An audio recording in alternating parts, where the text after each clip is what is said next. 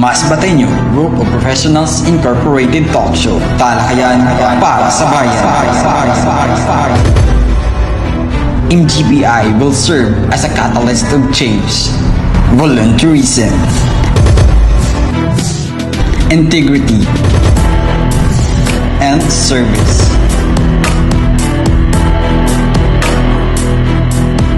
Gani sa nakita namo sa napulo niyo na X, adi na nakawalo na lang ang X, may duwa na kamo na nabawas, sana dire-diretso na na. Ipaabot niyo po sa amon, kaya aton sinda putawon, aton sinda kalamiton, kung ano na nangyayari sa aton mga opisina.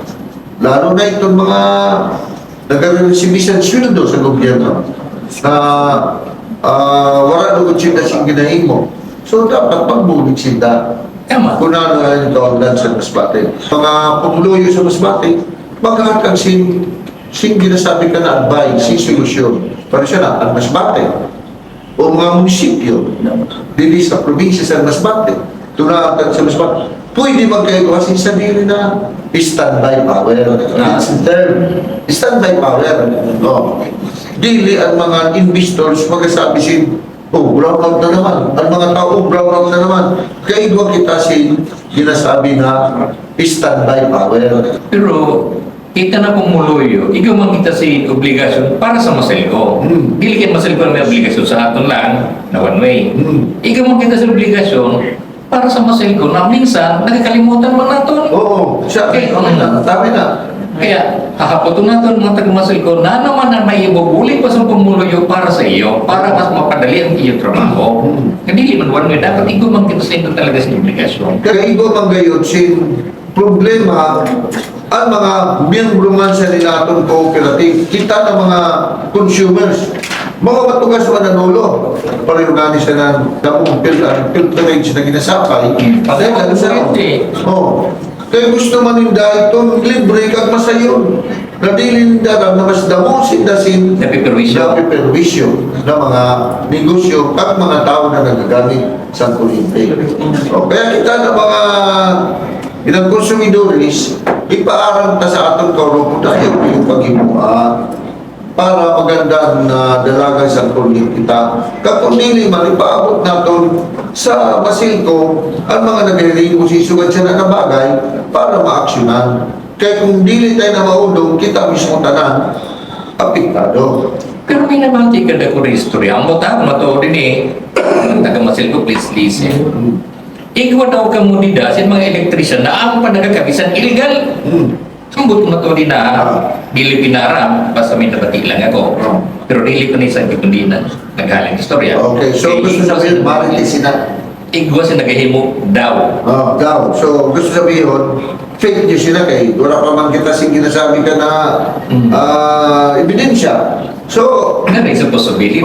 may posibilidad na nagahiri mo siya na ang mga taga-dida-malag. So, aton buligan ko mga pumuluyo sa Masbate na makali na sinda na mga nagahiri mo siya na naanay ang sa aton magkaigwa kita serbisyo publiko na maayo nasisira dahil siya natin magkaroon kung nila mismo sa sulod sa pasinto.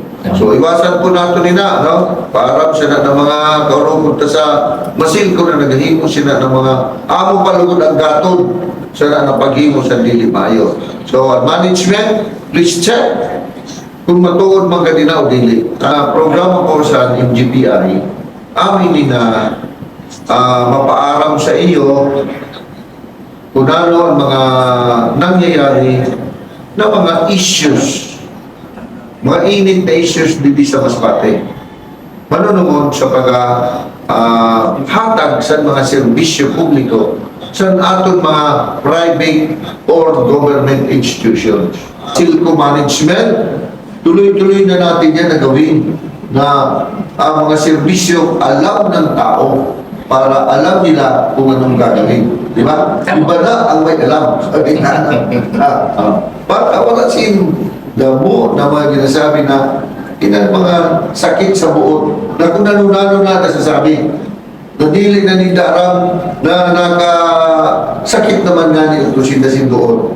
Kaya dapat na maraman pa natin na through communication ang problema ninyo tabi na mga naghahatag sa serbisyo sa kuryente sa Masbate. Pag may abiso, action diretso. Oo, amina, dili kay kinanglan pa na Jesus. Sabi sa iba, patay ng kabayo.